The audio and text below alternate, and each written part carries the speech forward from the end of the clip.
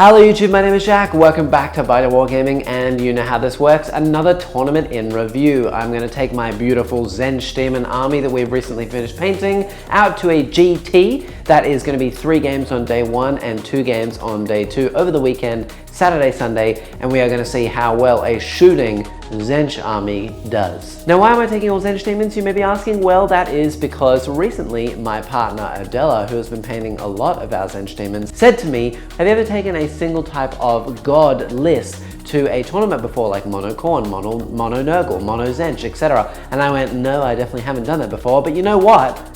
I'm going to now. And so she's been painting all of our Zench Demons essentially for the last 2 to 3 weeks. She's done an incredible job, as I'm about to show you now. The other reason is, as you will see in this vlog, the terrain at Clash, which is where I'm going in Cherrybrook, is not the best. The lovely gentleman who hosts this tournament every year loves his terrain, and it is quite pretty terrain, I will say that, but it's not the most competitive terrain that you can get, and a lot of the tables are quite light, and I mean really light when it comes to terrain, which means that Be'lakor is actually going to be a bit of a better addition in this list than normal. Now, I want to preface that I'm taking Be'lakor because I know a lot of you are going to be like, oh Jack, why are you taking Be'lakor? He's so bad, as you've said, blah blah blah blah. Yeah, I know, and I agree. He's still really bad. He's probably one of the worst units in the Codex. If you are wrong, please tell me why in the comments down below. I am certain that you will end up saying the same thing that pretty much everyone has said, which is that he protects your army from indirect and things like that. And if you do play on light tables, which I'm going to this weekend, then please take Be'lakor. But if you're playing on the normal competitive terrain set and you're playing against really good players, Be'lakor is just absolutely dog poo. But what else do we have in the list? We have 3 Screamers just to score me some points and run around the table. We have a single unit of 10 Blue Horrors, the rest are just here as backups in case the rest split, same as the Brimstone Horrors. We have 2 units of Pinks, that is because I want to try out a new Flux Master and our new little Change Caster as well. And then we also have, of course, Be'lakor, Kairos, who is still currently being painted. It is a Friday evening. Adela just needs to put the finishing touches on Mr. Kairos, so I'm going to film this and then we're going to finish painting him. And then we also have a Lord of Change, which is looking absolutely gorgeous as well. Adela's done a really good job on him. We have a unit of 6 Flamers with an Exalted Flamer and a Burning Chariot so that I can remove cover against my enemies with all of my shooting. It should be an interesting list. I don't really fancy my chances. I'm going to try and go 3 and 2 at best and see how I go. But really what we're going for is Best Painted, because we would love to get another Best Painted award just like that one all the way over there. Also, if you're new here and you haven't yet done so, like, subscribe, do all the stuff down below, and stay tuned for this awesome vlog. There's a lot more to come. And if you're really enjoying it, then become a member down below. It's only $4 Australian a month, and it really does support us and helps us make more videos for you. And otherwise, this is Past Jack signing off, and I'll see you at the tournament. Let's go! And good morning, here we are at the event. This is at Clash, which is at Cherrybrook Tech High School. It is at a school. I'm standing here in the car park. I have my Zench Demons right here ready to go. We are about to go in yeah, we'll see how we go. I'm going to see how these Zench Demons do because, as I said, we'll see about the terrain in a second. It's not the greatest terrain, so I'm hoping that they do well. I managed to get them all finished painted. I did some final work on Kairos literally the night before. Adela finished painting him at about 11, and then I did some little handiwork, like some details on the book and stuff like that. But he is ready to go, so we shall see. And just going to meet up with all the lads, take some B-roll, get in there and play game 1. Let's do it. Oh, and it's also worth noting that there is only 27 people here today. I think quite a few people dropped because there's 3 events going on at the same time, and a lot of people have gone down South Sydney to play in some other events instead of playing at this one. So we'll have to see how we go. I think a lot of the competitive players have gone, so it should be an easier time, so I'm hoping to go 3-2. That would be really good. Let's do it.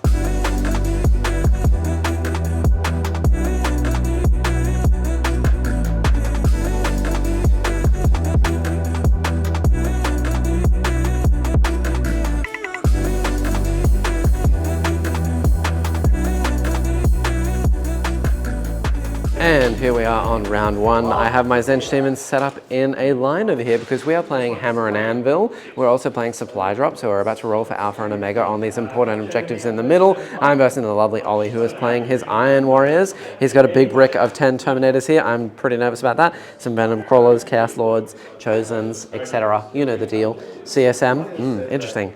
There's 4 CSM players today, so very, not surprised that I got one on round one. We'll see how we go. Hopefully I can deal some damage, and we're both going to play tactical, and we'll see how we go. Okay, the game is over. It was a bit of a brutal game. Poor Ollie's dice did not do him very well. He rolled pretty much a 1 on every single roll possible. I rolled max shots on every single demon on my big boys, and the Changeling also powered up and did heaps of damage.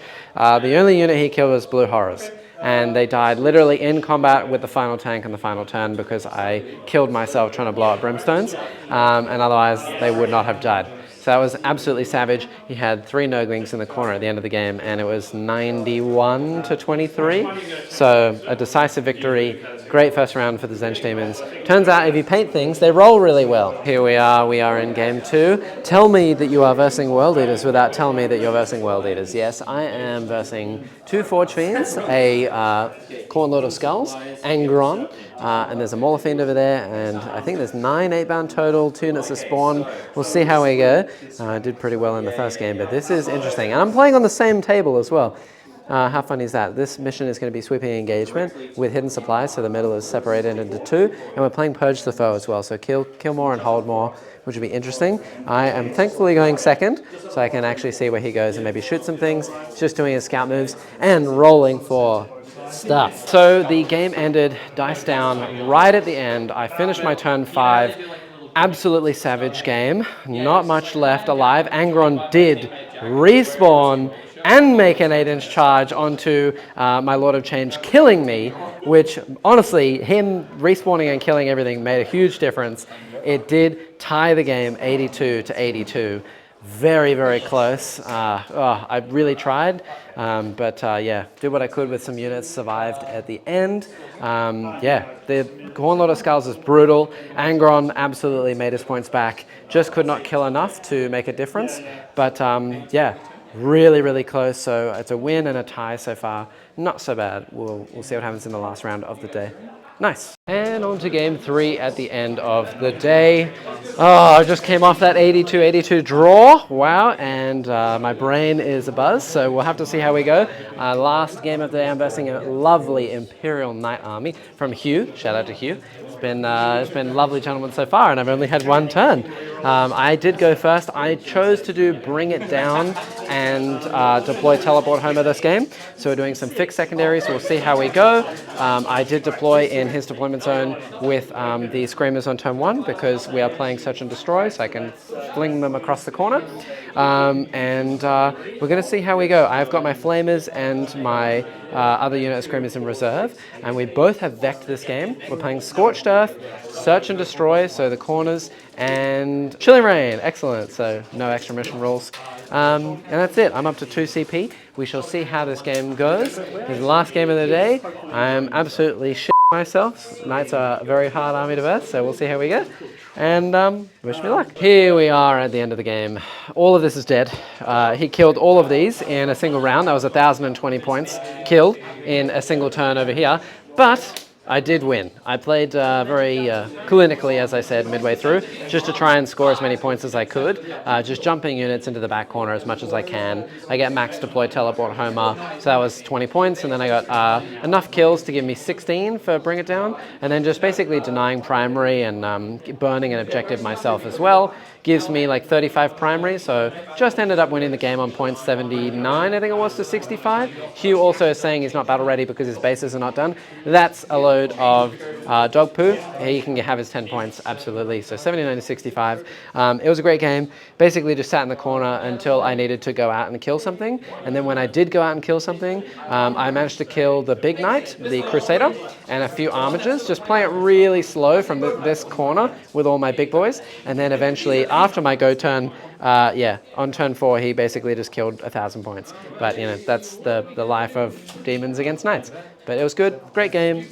That means I'm 2 wins and a tie for day 1, and we'll go on to day 2. Let's go. This morning I'm versing Lee. Yes. Morning. We are the only people who are 2 wins, 1 tie. So we have to play this morning, which would be a great fun time because I've versed Lee I think once before. Lee is a good friend of all the people I know, so therefore a great friend as well, and is playing guard this morning. I will show you the table in 1 sec. Whoever wins between us will most likely have to verse in the final to see if you can win the entire event. So maybe we're both trying to lose. We're both trying to lose, yeah, because we don't want the pressure. But we'll see how we go. Let's take a look at the table. As you can see this morning, I have put all my Zench Demons in a corner. We have Burning Chariot, Lords of Change, etc., Be'lakor. Lee has got a Deathcore Forge World unit of Deathcore Riders that infiltrate with their sergeant, leader man, strung across the middle of the table. And then a whole parking lot of lovely guardsmen in the back here. It's thankfully for me only 4 Leman Russ. But he's got a squad of Ogryn in the back there, squad of Bulgrin, and we're playing Vital Ground, so there's only the 2 objectives. There's no middle objective. Chilling Rain and my favorite, Crucible of Battle. We shall see how we go. Wish me luck, and we'll catch you at the end of round 4. Here we are at the end of the game. It was a very bloodied game. Thank you to Owen, who a mutual friend of ours. Yeah, he kind of inspired Lee to put his Rough Riders right up in the middle.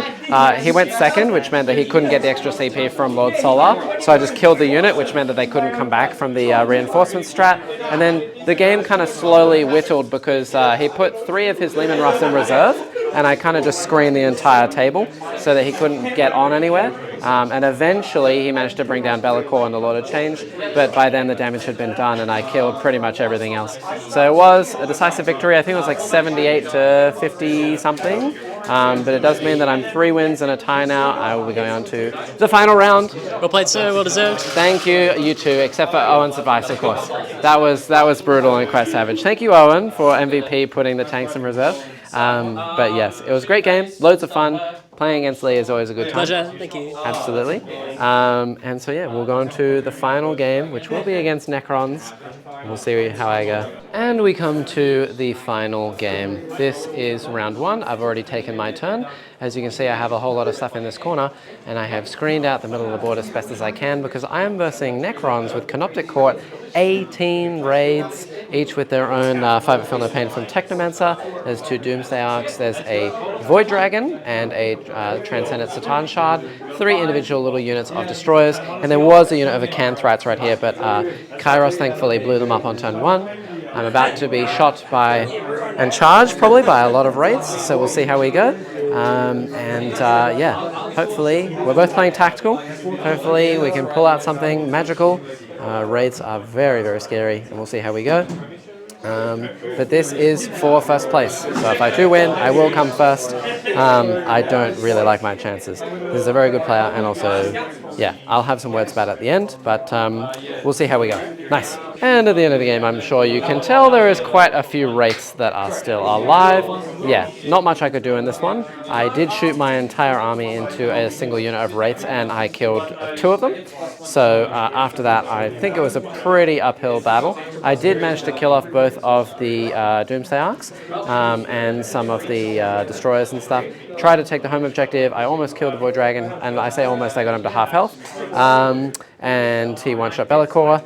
And the Satan Shard's still over here in the corner. There's honestly not much I could do. There's too much stuff just on the board that have 5 Feel No Pains. They're all T6. I don't have any output in my list, so really uphill battle.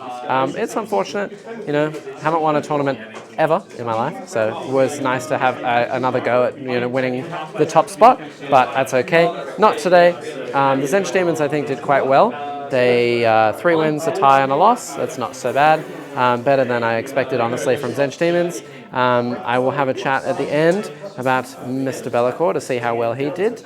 And otherwise, thank you all for watching. Let's go to the end game. Nice. And here we are back in the studio the very next day, and I'm going to discuss how we went. So overall, I did go 3 wins, 1 tie, and 1 loss. I did lose the last game against Necrons. For the top spot, if I had won, I would have placed first at this tournament. I did come 5th overall out of, I think there was only 22 players on day 2. That's honestly not bad for the Zench Daemons at all. I think the Zench Daemons are pretty bad at this point in time. I will quickly discuss why I think so. I know that a lot of you are going to want to hear my input about Bellacore and how he did, and why Zench Daemons I think are not particularly great, and you might say that 5th is actually quite a good result, but overall my win rate is still sitting at about 76%. After playing like 30-ish games only in tournaments with Daemons in 10th edition. So after playing Korn and Nurgle, I feel like the Zench Daemons did not do very well. So overall, I feel like the Zench Daemons did not do particularly well. As you can see at the front there, we did actually get a Best Painted award. So we won Best Painted, which is awesome. Massive congrats to Adela for painting a lot of these models in the last like 3 weeks. The Lord of Change, Kairos, all the horrors, etc. There's some final touches to be finished here and there, but we did win Best Painted, which was awesome.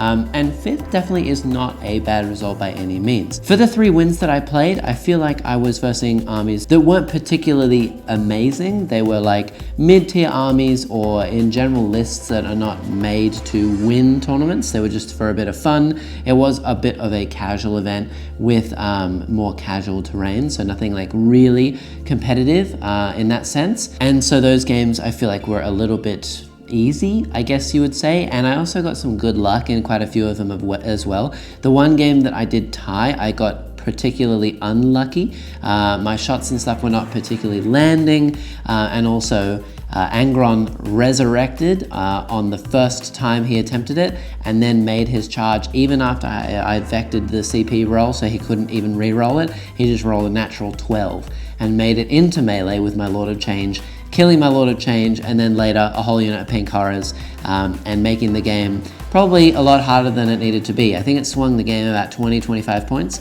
So I realistically, if that had not happened, I probably would have been 4-1 and had a lot more points. That might have actually gotten me 2nd place. So that was just an unfortunate roll. As for the last game that I played, which was against Necrons, I do have some words to say about this. The person I versed, I won't name names, if he's watching, he is a well-known cheater. He has cheated in a lot of events around the Sydney area. I honestly have nothing against the guy. He's always been really nice and friendly to me, and from what I can tell, he doesn't cheat against me. And I think I know my rules pretty well.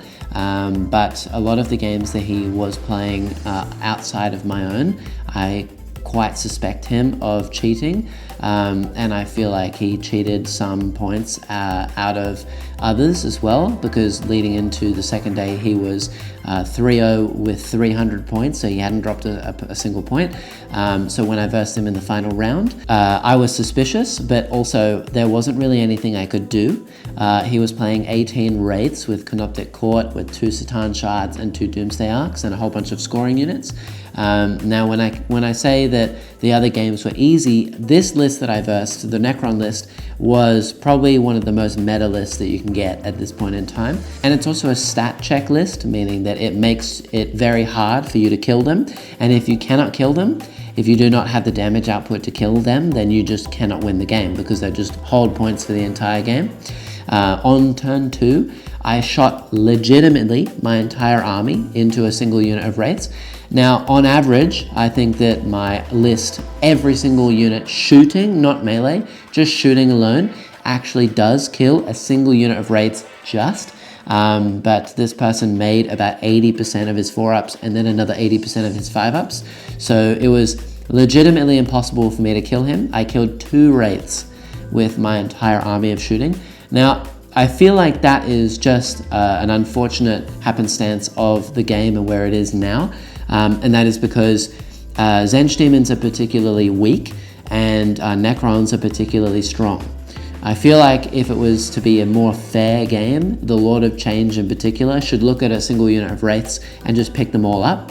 I know that some of you will go, that's a bit ridiculous, but when you think about it, I'm paying 285 points for a model that basically exclusively has shooting. He doesn't really do very much of anything else except give my army +1 strength other than that. When you compare that to a Necron Doomsday Arc, which he had 2 of on his field as well as Satan Shards and Wraiths, they're 85 points cheaper and their gun is probably better than the gun coming out of the Lord of Change, and they're a lot more survivable as well. And they also heal and can be healed by a lot of the Necron abilities and units and things like that as well. So I feel like 285 points for a Lord of Change, which is probably one of the better units in this list, is just ridiculous. And that being said, I think that this army could drop 400 points, maybe 500 points, this list in particular, and still be totally fine. I don't think that they would be broken in any way, and the Necron list that I versed, if I had another 400 or 500 points, would probably still win. It would just mean that he has to think a lot more. The rest of the units in the Daemons Codex I'm totally fine with at this point in time, but Tzeentch I'm particularly unimpressed with.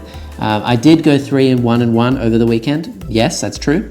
But I struggled a lot to do it. My scores were not particularly high compared to the scores that I get as usual with the normal demon list that I play. And also I got fairly lucky in most of the games that I won as well. So yeah, and also that being said, it was played on terrain that was like less competitive, and that just opened up so many more firing lanes for things like shooting from me and to use Be'lakor's Aura of Shadow. So speaking of Be'lakor. So how did Be'lakor actually go? Did he do well? Honestly, not really. I feel like in pretty much every game, I could have played the game just as well without him. And that's playing on terrain that is less than ideal, like literally slips of paper on the table as like squares. And no line of sight blocking terrain like big walls and things like that really to play around. Like the normal WTC style terrain that I play on. He protected me in one game in particular, which was against the Guard gun line. And when I say gun line, it was only 4 Leman Russ, and that was it. There was 10 Rough Riders, 6 Ogryn, 6 Bulgren, a lot of choices that are not particularly like a big gun line. And it still protected me against those tanks. So if the Guard player had a lot more tanks, I think Be'lakor would have been even more useful. And in that matchup, he survived really well. He killed a tank in melee when he finally got the chance, and he protected my army for the entire game, and it was great. That game, he absolutely dominated. He still did not even come close to making back his points value in terms of damage, but the utility that he gave my army was actually quite useful. So if you do verse Guard very often, I can see him actually being useful. I still think that if that is the only excuse you have, he still should be 250 points.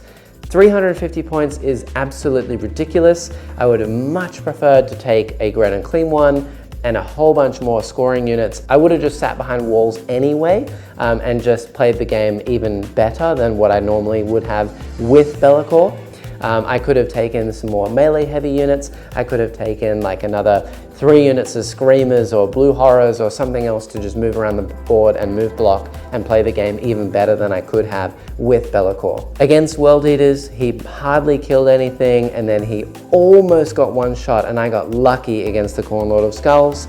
He didn't kill anything. Against the Necron matchup, he failed to kill a Doomsday Arc in melee and then got one shot by a Satan Shard.